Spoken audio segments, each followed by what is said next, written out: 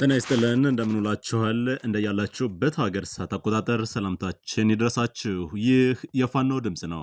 ከዓለም አቀፍ ፋኖ ሚዲያ ወደ እናንተ የሚደርሰው የዕለቱ ማለ ፋኖ ዜና ጥንቅራችን እነሆ ጀምሯል። ዋና ዋና የምንላቸውን የግንባር መረጃዎች አስቀድመን መረጃውን እናስደምጣችኋለን። ወንዳለ ቢክስ ነኝ።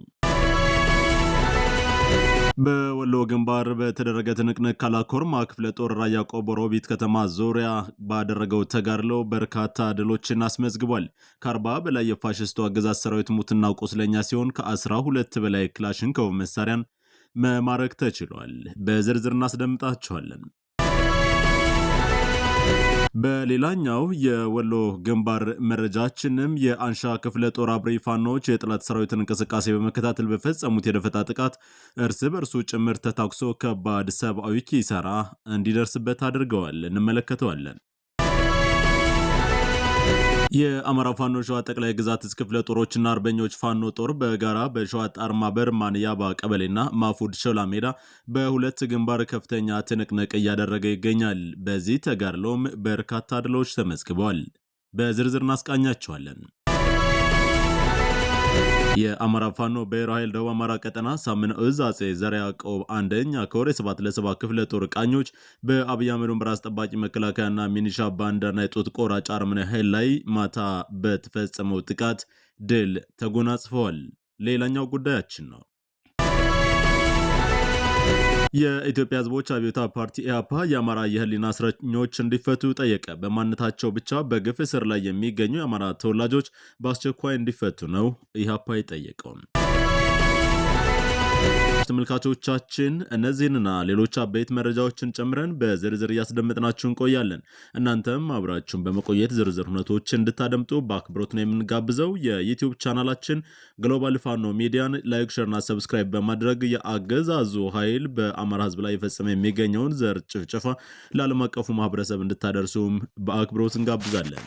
ወደ ዝርዝር መረጃዎቹ በቀጥታ ተሸጋገር። በሸዋ ግንባር መረጃዎቻችን ጀምራለን። የአማራ ፋኖ ሸዋ ጠቅላይ ግዛት ክፍለ ጦሮችና አርበኞች ፋኖ ጦር በጋራ በሸዋ ጣርማበር ማንያባ ቀበሌና ማፉድ ሾላ ሜዳ በሁለት ግንባር ከፍተኛ ትንቅንቅ እያደረገ ነው። ጠላት ያለ የሌለ ኃይሉን ከደብረ ብርሃንና ደብረ ሲና በሌላ አቅጣጫ ከከሚሴና ከሸዋሮቢት ከተማ ከአስፓልት ላይ የታፈሱ በሱሴና ወዘ ወጣቶችን በጅምላ በማፈስ የዘራፊውና ጦት ቆራጩን ኦነግ መከላከያ ዩኒፎርም በማልበስ ሰፊ የወረራ ዕቅድ በማውጣት ነው እንቅስቃሴ ያደረገው።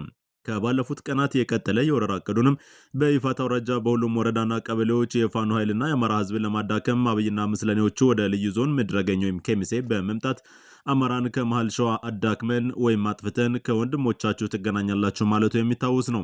ይህንኑ የአብይ አህመድ ሌጋሲን ለማስቀጠል አማራን በአማራ ለማጥፋት ታትሮ የሚሰራው የአማራ ብልጽግና ብአዴን ይፋትን ለተረኛው ኦነግ ብልጽግና ለመሸጥ ተስማምቶ ጦር ከአብይ አህመድ ተበድሮ መካሽ አለማየሁና ግርማ የሽጥላ ልጅ ኤልያስ አበበ በሁሉም አቅጣጫ አማራን ገበሬ ትጥቅ ለማውረድ ጦር ቢያሰማራም ካድሬዎቹ በፋኖ አለሞ ተኳሾች እየተቀነደሹ በሚዲያ ብቻ የሚጮህ ካደረግነው መቆየታችን የሚታወቅ ነው ብሏል። የጠቅላይ ግዛት እዙ የህዝብ ግንኙነት መምሪያ ባሰራጨው መረጃ ዛሬም በሁለት ግንባር ወደ ጀግኖቹ ቀይል ወረራ የተንቀሳቀሰው ኃይል በደፈጣና በጨበጣ ውጊያ ትጥቁን ለፋኖና ለአማራ ገበሬ እያስረከበ እየፈረጠጠ ይገኛል። በሁሉም የሸዋ ጠቅላይ ግዛት አውራጃዎች ወረራ ለማድረግ ቢጣደፍም በሸዋ ጠቅላይ ግዛት እዝ ክፍለ ጦሮችና የአርበኞች ጦር በጋራ በርካታ ድሎችን እያስመዘገቡ ነው። የአማራ ወጣት ማርኮ ለመታጠቅ ወደ ፋኖ እየጎረፈ ነው። የይፋት ገበሬ ካለው ትጥቅ ተጨማሪ ማርኮ ለልጁና ለጓዱ ለማስታጠቅ ወደ ጦር ግንባር እየተሽቀዳደመ ነው ብለዋል። ድል ለአማራ ህዝብ፣ ድል ለአማራ ፋኖ ሲል የሸዋ ጠቅላይ ግዛት እዝ የህዝብ ግንኙነት ክፍል ያጋራው መረጃ እንደሚያስረዳው በዚሁ በሸዋ መረጃችን ነው የምንቆየው። የአማራ ፋኖ ብሔራዊ ኃይል ደቡብ አማራ ቀጠና ሳምነው እዝ አጼ ዘርዓ ያዕቆብ አንደኛ ኮር 7 ለ7 ክፍለ ጦር ቃኞች በአብይ አህመድ በራስ ጠባቂ መከላከያና ሚኒሻ ባንዳ የናጡት ቆራጩ አርመናዊ ኃይል ማታ በተፈጸመ ጥቃት ድል አስመዝግቧል። ይህ በእንዲህ እንዳለ ሌት ተቀን እየሰራ ያለው የብልጽግና አሽከር የመደመር ፍልስፍና ባለቤት ተብዬው አብይ አህመድ አሊ አማራን ከምድረ ገጽ ለማጥፋት ባደራጀው ኃይል ማታ 4 ሰዓት ጀምሮ በትላንትናው ዕለት የአጼ ዘርዓ ያዕቆብ አንደኛ ኮር 7 ለ7 ክፍለ ጦር ቃኞች በይፍራታና ግድም ወረዳ ፈረዶ ቀበሌ መሽጎ የነበረውን ባንዳ ሚሊሻና የአብይ አህመድ ጦት ቆራጭ መከላከያ ላይ በፈጸሙት መብረቃዊ ጥቃት ከከባድ እስከ ቀላል ቁስለኛ በማድረግ የአማራን የመኖር ነጻነት በነበልባል ክንዳቸው ባለቤትነታቸውን አረጋግጠዋል። በዚያ ወደ ውጊያ መሰረት የአሳምነው አናብስቶች በወሰዱት እርምጃ መስፍን እሸቱ ሌመን ቀበሌ፣ ተረፈ ገብሬ ፈረደ ውሃ ቀበሌ፣ ቻለው ዘነበ ፈረደ ውሃ ቀበሌ፣ አጥላው እሸቴ አላላ ቀበሌ፣ በድሉ አላላ ቀበሌ ከባድ ቁስለኛ ተደርገዋል። የአብይ አህመድና የስርዓቱ አስፈጻሚ ብአዴን የአማራ ፋኖ ብሔራዊ ኃይል አሳምነው አናብስቶችን አይተኬ ክንዳቸውን መቋቋም ሲያቅተው ንጹሐን በማፈን ሴት እናቶችን በመድፈር በከተማና በገጠር የሚኖር ማህበረሰብን በአስገዳጅ ሁኔታ እያሰቃየ አማራ የሚባል ትውልድ በአማራ ግዛት እና በመላው ኢትዮጵያ እንዳይኖር በተለያዩ የሚዲያ አውታሮች ባሰማራቸው ጀሌዎች ከትላንት ዛሬ አርማሱን አስፍቶ የጥላቻውን ጥግ እያሳየ ይገኛል። ሆኖም ይህንን የሞት አረመናዊ ስርዓት እኛ የአማራ ፋኖች አባቶቻችን ባወረሱን የትግል ስልትና ጥበብ አንድ የነፍሳችንን እየሰጠንና ለአማራ ነጻነት በተለያዩ አውደ ውጊያ ቦታዎች እየመከትና እየተፋለምን የበላይነት እየወሰድ እንገኛለን ብሏል። ከትላንት ዛሬን በአንድነት አበክረን በመስራት ይህንን የብልጽግናውን በራስ ጠባቂ ሚኒሻና የብርሃኑ ጁላ የሴት ልጅ ጡት ቆራጭ መከላከያ ኃይል በስፍራችን በተወለድንበት ቦታ መጥቶ ደፍሮናልና በገባበት ገብተን የመኖር ነጻነት በቅርቡ ለመላው አማራ የምናበስር ይሆናል ብሏል። መረጃውን ያደረሰን የአፋባ ደቡብ አማራ ቀጠና አሳምነው እዝ የአጼ ዘርዓ ያዕቆብ አንደኛ ኮር የህዝብ ግንኙነት ኃላፊ አርበኛ አማረ ታዘዘ ነው። ህልውናችን በተባበረ ክንዳችንም ሲል የደቡብ አማራ ቀጠና አሳምነው እዝ የህዝብ ግንኙነት ዜና ክፍል መረጃውን ልኮልናል። ውድ አድማጭ ተመልካቾች መረጃችን አሁንም እንደቀጠለ ነው። ወደ ወሎ ግንባር መረጃ እንሻገራለን። በራያ ቆቦ ዙሪያ በተደረገ ትንቅንቅ በርካታ ድሎች ተመዝግበዋል። የከላኮርማ ክፍለ ጦር ራያ ቆቦ ሮቢት ከተማ ዙሪያ ከ40 በላይ የፋሽስቱ አገዛዝ ሰራዊትን ሙትና ቆስለኛ በማድረግ 12 ክላሽ በማድረግ ታላቅ ድል ተጎናጽፏል። ምስራቅ አማራ ኮር 2 ከላኮርማ ክፍለ ጦር ትላንት ታህሳስ 16 ረፋድ ጀምሮ እስከ ምሽት ድረስ ራያ ቆቦ ሮቢት ከተማ ዙሪያ በተደረገ ተጋድሎ ከ40 በላይ የፋሽስቱን ሰራዊት ሙትና ቁስለኛ በማድረግና 12 ክላሽ በማድረግ ታላቅ ድል ተጎናጽፏል። በተጨማሪም በተጋድሎው ከላኮርማ ክፍለ ጦር አገዛዙን የውሸት ፕሮፓጋንዳ ለማስተጋባት ህዝብን በአዳራሽ ሊሰበስብ ያደረገው ጥረት በውጊያ ያስቀሩ ሲሆን ውጊያውም ከጠዋቱ እስከ ምሽት ቀጥሎ ዙ 23 ማራኪዎቹ ከላኮርማ ክፍለ ጦር 12 ክላሽ 1500 የብሬን እና 500 የክላሽ ተተኳሽ እንዲሁም 10 የወገብ ትጥቅን ጨምሮ ሌሎች ወታደራዊ ቁሳቁስና 3 የጠላት ሰራዊት ማርከዋል። በዚህ የተበሳጨው አገዛዙ ከትላንት ጀምሮ እስከ ዛሬ ድረስ የተለያዩ ከባድ መሳሪያዎችን እያስወነጨፈ ንጹሃኖች መንደር ላይ ያሳረፈ በህይወት በእንስሳት ላይ እንዲሁም በሰብሎቻቸው ላይ ጉዳት እያደረሰ ይገኛል። ቤትና ንብረትም እያወደመ ነው። መዳረሻው ድልና ነጻነት የሆነ የአማራ ህዝብና ተጋድሎ ይቀጥላል ያለው የምስራቅ አማራ ቀጠና ምኒልክ ዕዝ በዛሬው ዕለትም በራያ ቆቦና በአካባቢው በሮቢት በጎብዬ ቀጠናዎች ከፍተኛ ውጊያዎች ስለመደረጋቸው ለማወቅ ችለናል። ሚዲያችን የደረሰው መረጃ አጠናቅሮ ከህዝብ ግንኙነት ክፍሉም ጋር አመሳክሮ መረጃውን ወደ እናንተ የሚያደርስ ይሆናል። በዚሁ በወሎ ቀጠና መረጃችን ስንቀጥል የአንሻ ክፍለ ጦር አብሪ ፋኖች የጠላት ሰራዊትን እንቅስቃሴ በመከታተል በፈጸሙት የደፈጣ ጥቃት እርስ በርሱ ጭምር ተታኩሶ ከባድ ሰብአዊና ቁሳዊ ኪሳራ ደርሶበታል። ከፍላቂት ተንቀሳቅሶ ጥቃት ፈጽሞ ሊመለስ አስቦ በነበረው የጠላት ሰራዊት ላይ ባላሰቡት ሁኔታ የአንሻ ክፍለ ጦር ቃኞች በመከሰት የፋሽስቱን ሰራዊት ሙትና ቁስለኛ አድርገውታል። በዚህም ጥቃት አንድ ጓድ ጠላት ብርሃኑ ጁላ ወታደር ሙትና ቁስለኛ ሆነዋል። የፋሽስቱ ሰራዊት ወደ ምሽጉ ከተመለሰ በኋላም በተሰነዘረባቸው ቅስፈታዊ ጥቃት የተነሳና መረጃ አላደረሳችሁንም በሚል ምክንያት አለመተማመን በመፈጠሩ ያረጋ ከበደ ወታደሮች ከሽመልስና ከብርሃኑ ጁላ ሰራዊት ጋር እርስ በርስ ከመታኮስ ደርሰው ሰብአዊና ቁሳዊ ጉዳት መድረሱን ለማረጋገጥ ተችሏል ብሏል። የአፋብኃ ምኒልክ ዕዝ የደጋው መብረቅ ኮር የህዝብ ግንኙነት ክፍል ባጋራው መረጃ መሰረት የምዕራብ አማራ ቀጠና ቴዎድሮስ ዕዝ 206ኛ ኮር አካል የሆነው የ14ኛ ክፍለ ጦር በዛሬው ዕለት የጠላት ኃይል ላይ ታላቅ ድልን ተጎናጽፏል። የ206ኛ ኮር 14ኛ ክፍለ ጦር በዛሬው ዕለት በጠላት ላይ የተጎናጸፈውም ድል ዝርዝር መረጃዎችን ወደ እናንተ እናደርሳለን። ዘራፊና ጨፍጫፊ የሆነው የብልጽግና ወራሪ ሰራዊት ከሞት የተረፈ ግብስብስ ሰራዊቱን በመያዝ ወደ ማርዘነብ ታዳጊ ከተማ ባቀናበት ጀግኖቹ የ14ኛ ክፍለ ጦር የሰራዊት አባላት ማለትም አንበሳ ደቦሎቹ የቀስተ ደመና ሻለቃ ፋኖች፣ ነበልባሎቹ የክፍለ ጦር ኮማንዶዎችና የክፍለ ጦር ጥምር ጦር አባላት በሌሊት በመግባት ጠላትን በእሳት ሰይፋቸው ሲቀስፉ ታርፍደዋል። በጠላት ዙ 23 የታገዘ ውጊያ በጀግኖቹ የፋኖ ሰራዊት አባላት የጨበጣ ተኩስ የበላይነት የታየበት ሲሆን በጠላት ላይም በርካታ ኪሳራ ደርሷል።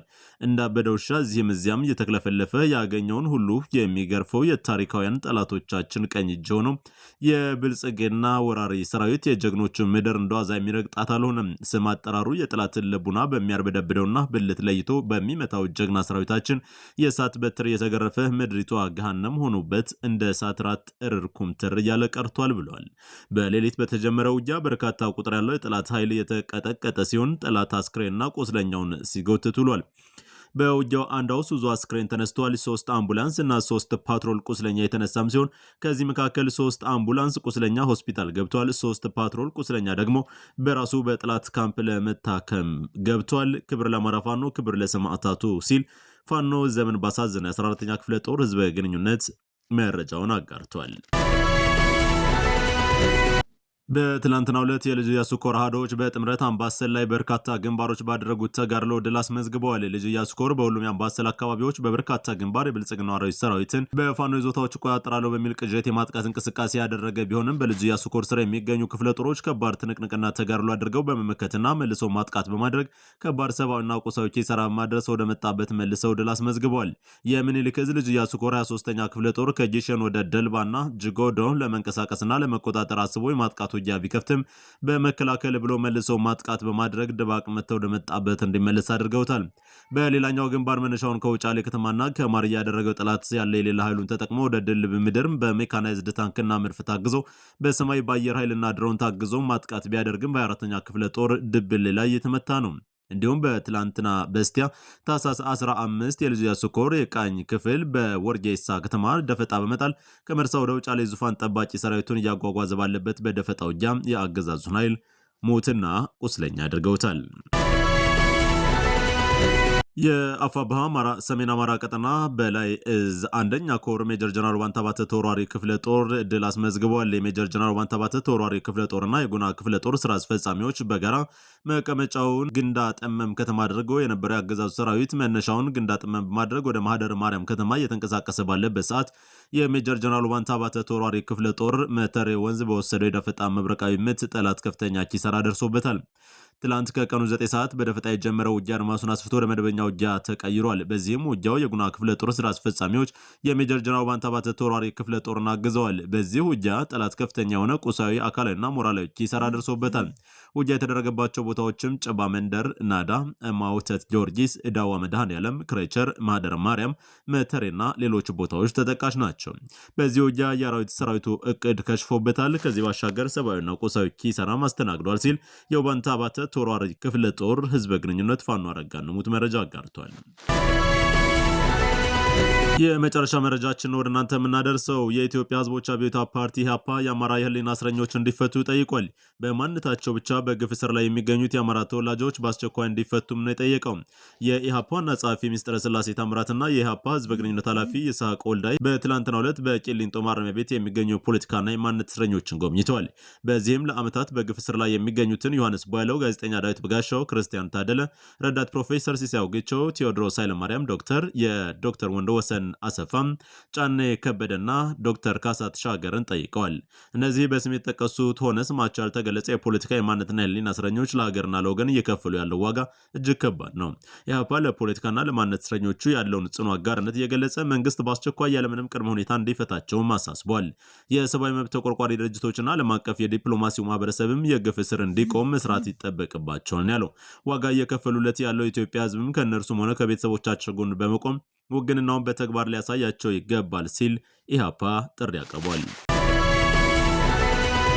ወደ ዓለም አቀፍ ፋኖ ሚዲያ ቤተሰቦች አድማጭ ተመልካቾቻችን ለዛሬ ማለ ፋኖ ዜና ጥንቅር ያሰባሰብናቸው አበይት መረጃዎቻችን በዚሁ ተጠናቀዋል። እንዳለ ቢክስ ነኝ መረጃዎች ወደ እናንተ ያደረስኩ ቆይታ ያደረኩት።